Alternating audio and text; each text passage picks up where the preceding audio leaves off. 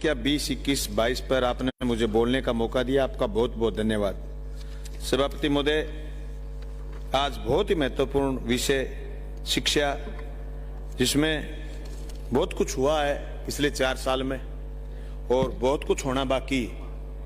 सभापति महोदय, खुले वातावरण के स्कूल, स्कूलों में खेल मैदान, खेल मैदान के साथ कंप्यूटर की लैब, कंप्यूटर की लैब के साथ विषयों की लैब, स्कूल में हॉल, शेड, ये सारे के सारे मांग हर स्कूल में। आपने इल्यूमिनी मीट कराया, जिसे पुराने लोग जो स्कूलों में पढ़े आगे तक गए वो स्कूलों में आए। स्कूलों में आने के बाद गांवों में मदद भी हुई, स्कूल बहुत अच्छे अच्छे हुए। चमकीले स्कूल, उसमें आंगनबाड़ी जब अंदर आई है और उसको लिपा पोता गया है, उस पर कलाकृतियां करी गई हैं, तो ये लगा कि थोड़ी सी स्कूलों की आभा और बढ़ने लगी है। सभापति महोदय, मैं थोड़ा सा ध्यान सरकार का इस बात की तरफ करना चाहूंगा कि हिंदुस्तान में एक स्टेट है दिल्ली, जो पिछले 3-4 साल से बजट का चौथा हिस्सा खर्च कर रहा है एजुकेशन पर। उसके साथ दूसरा स्टेट है केरल, जाके स्कूल बहुत बेहतर हैं। वहां बच्चे की इस बात पर ध्यान दिया जा रहा है। बहुत अच्छा किया सरकार ने, यहाँ बहुत स्कूल खोले हैं, जो बंद स्कूल थे वो भी खोले हैं, अंग्रेजी माध्यम स्कूल भी हुए हैं, और जो प्राथमिक से उच्च प्राथमिक से सीधे माध्यम उच्च माध्यमिक तक स्कूल कर्मोन्नत हुए हैं, कॉलेज भी खुले। लेकिन हमें आज और ज्यादा बेहतर करने का जरूरत है, क्योंकि अच्छे एजुकेशन का माहौल पैदा करेंगे तो स्टेट आगे जाएगा। जिस तरीके से हम स्कूलों के अंदर एक वातावरण बना पाए आजादी के बाद, सभापति महोदय, स्कूल में कोई भेदभाव नहीं। जो मासूम बच्चा स्कूल में जाता है वो न हिंदू है, न मुसलमान है, वो न सिख है, न ईसाई है, वो सिर्फ और सिर्फ उस स्कूल का स्टूडेंट है। ये अनुच्छेद 30 हमें ये कहता है कि आप स्कूल के अंदर कोई धार्मिक आयोजन नहीं करेंगे। स्कूल के अंदर बाबा साहब भीमराव अंबेडकर द्वारा बनाए गए संविधान के अंतर्गत ये ताकत दी गई, और इस ताकत के चलते चलते हिंदुस्तान में ऐसे ऐसे नागरिक इन स्कूलों में पढ़ करके तैयार हुए। आईएएस से लेकर के आईपीएस, आईएम तक जाने वाले लोग, और बड़ी बड़ी संस्थाओं तक, वर्ल्ड बैंक तक जाने वाले लोग इस सरकारी स्कूलों में हुए। इसलिए आज हम पूरी जोर मांग करते हैं कि इन स्कूलों को और ताकत दी जाए। जिस तरीके से आपने 550 कॉलेजों की संख्या बढ़ाई है, इन स्कूलों में स्ट्रेंथ और ज्यादा बढ़े, तब उसके साथ साथ हमें वहां कॉलेज में व्याख्याता, कॉलेज में आचार्य, सहायक आचार्यों के पद जनरेट करते हुए उनको वहां लगाने की जरूरत है। आज स्कूलों में फर्स्ट ग्रेड की, सेकंड ग्रेड की जो भर्तियों की आपकी प्रक्रिया चल रही है, तुरंत प्रभाव से रिजल्ट निकाल करके खाली पड़े पदों को भरने की जरूरत है। आज थर्ड ग्रेड के अध्यापक जहां प्राथमिक शिक्षा में स्कूल खाली पड़े, वहां भरने की जरूरत है। मैं मांग तो करता हूं सभापति महोदय, मुझे लालच है वोट का, मुझे लालच है इस बात का, हर जनप्रतिनिधि को है कि उसका आदमी खुश रहे। मैं मांग करता हूं कि फर्स्ट थर्ड ग्रेड के ट्रांसफर खुले, लेकिन मैं साथ ये मांग करता हूं कि राजस्थान के किसी भी हिस्से के किसी नौनियाल बच्चे का स्कूल खाली नहीं रह जाए।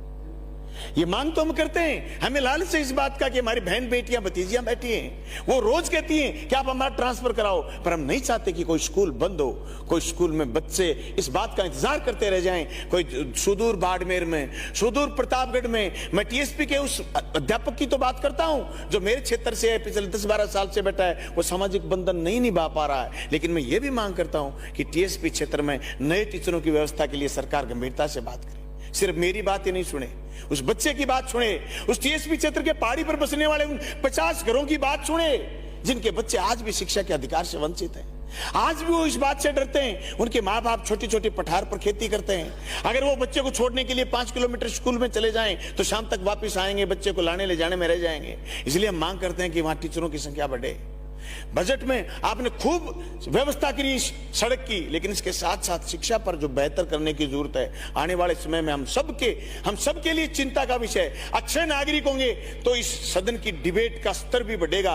प्रदेश में अच्छे नागरिक होंगे, देश में अच्छे नागरिक होंगे तो बात भी आगे बढ़ेगी। जिस श्रेणी के दूध की बात कर रहे हैं, ये मदन दिलावर ने तो ज्यादा पी लिया, ये कोई बड़ी बात नहीं, सीरियस लेने की जरूरत नहीं है, क्योंकि आपको भी आज इन्होंने खूब परेशान करा है। पर वो शिक्षा वो श्रेणी का दूध है जो पीता है वो दाढ़ता है। अभी नारायण कह रहा था कि मदन ने ज्यादा पी लिया वो दूध, इसलिए ओवरडोज हो गई। लेकिन सही बात यह सभापति महोदय, शिक्षा जिसने प्राप्त करी वो समाज को आगे लेकर के गया।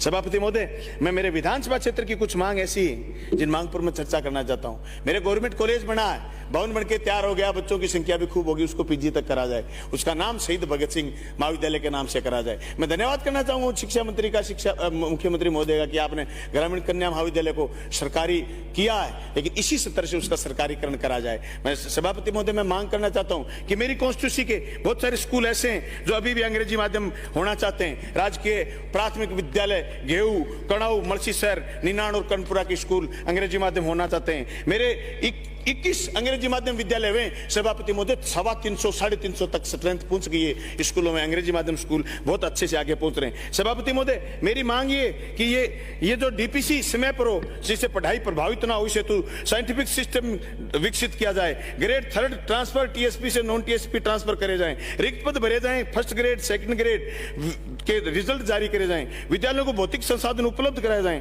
महात्मा गांधी स्कूलों का अलग से कैडर बनाया जाए। जो कामयाबी जिस तरीके से महात्मा गांधी विद्यालय की, इसलिए अलग से कैडर स्थापित करा जाए। सब प्रबोधकों की मांग है कि पुरानी सेवा को सेवानिवृत्ति में गणना करी जाए ताकि उनको सेवानिवृत्ति का लाभ मिल सके। वाइस प्रिंसिपल की भर्ती सीधी भर्ती के बजाय आधे उन लोगों को मौका दिया जाए जो सेवा में है और उनको कंपटीशन दिया जाए, इसलिए समानता का अधिकार और अवसर का उनको अधिकार मिल सके। मेरे विधानसभा क्षेत्र के राजकीय उच्च प्राथमिक विद्यालय कायम खा निवास स्कूल नंबर 2 को क्रमोन्नत करा जाए। राजकीय उच्च प्राथमिक विद्यालय रामबास को माध्यमिक में उच्च माध्यमिक में क्रमोन्नत करा जाए। राजकीय उच्च प्राथमिक विद्यालय अमरपुरा और चक बोजासर को भी क्रमोन्नत करा जाए। राजकीय उच्च प्राथमिक विद्यालय डोबी है, जहां एक कन्या विद्यालय भी है, लेकिन को एजुकेशन के रूप में पंचायत हेडक्वार्टर होते हुए भी शिक्षा मंत्री महोदय वहां डोबी गांव में सीनियर स्कूल नहीं है। इसलिए आप कन्या विद्यालय जो सीनियर विद्यालय है उसको को एजुकेशन में आप कन्वर्ट करें ताकि सह शिक्षा में बच्चे 12वीं तक शिक्षा गांव में प्राप्त कर सकें। सभापति महोदय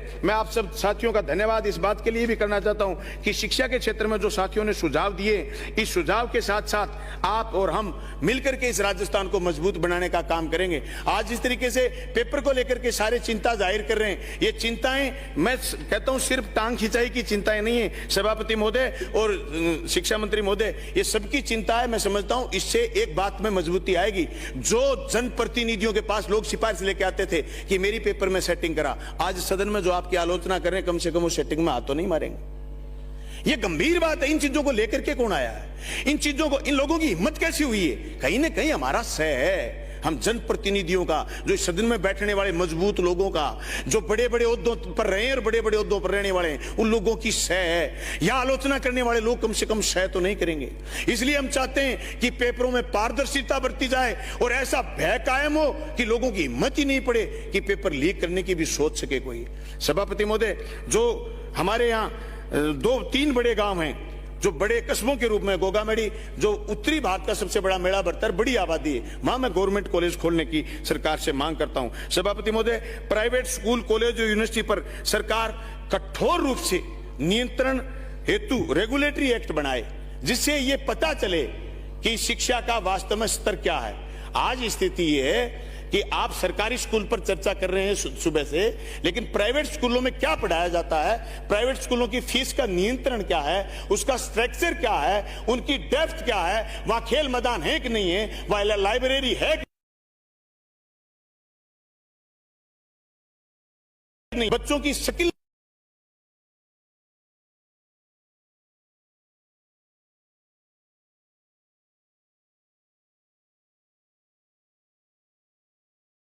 नहीं, बच्चों की सेकंड एजुकेशन में बेहतर कर पाएंगे। इसलिए प्राइवेट स्कूलों पर भी नियंत्रण राजस्थान की सरकार ऐसे करे, नियंत्रण का बोर्ड बने, वो वाकायदा बिना किसी भेदभाव के, बिना किसी लिपापोती के, बिना किसी इस बात के कि ये पॉलिटिकली रूप से हमारे खिलाफ है, हम उसको बंद कर देंगे, ऐसा नहीं। एक बोर्ड बनाए, एक मापदंड तय करे, हर प्राइवेट स्कूल पर यह चीज लागू हो। सभापति महोदय, हर प्राइवेट कॉलेज पर भी यह चीज लागू हो, क्योंकि जिस तरीके से शिक्षा को, मैं समाप्त करना चाहता हूं, जिस तरीके से शिक्षा को व्यापार से बदल करके और शिक्षा को हम मैंडेटरी के रूप में देखना चाहते हैं, जिस तरीके से यूपीए 2 में कानून आया कि शिक्षा के अधिकार के रूप में हम शिक्षा को देना चाहते हैं, तो हम समझते हैं कि कानून से सारी चीजें बंधी हुई। कॉलेज लेक्चरर की भर्ती जल्द से जल्द निकाल करके कॉलेजों में लेक्चररों की भर्ती करी जाए, ताकि जो कॉलेज आपने खोले हैं उनकी सार्थकता प्रमाणित हो। सभापति महोदय, मैं तो यही बात कहते हुए मेरी बात पूरी करना चाहूंगा कि शिक्षा पर जो खर्चा बढ़ना चाहिए। हमारी तो मांग होती थी विद्यार्थी जीवन से, जब एसएफआई में काम करते थे, शिक्षा पर जो खर्चा हो बजट का 10वां हिस्सा हो।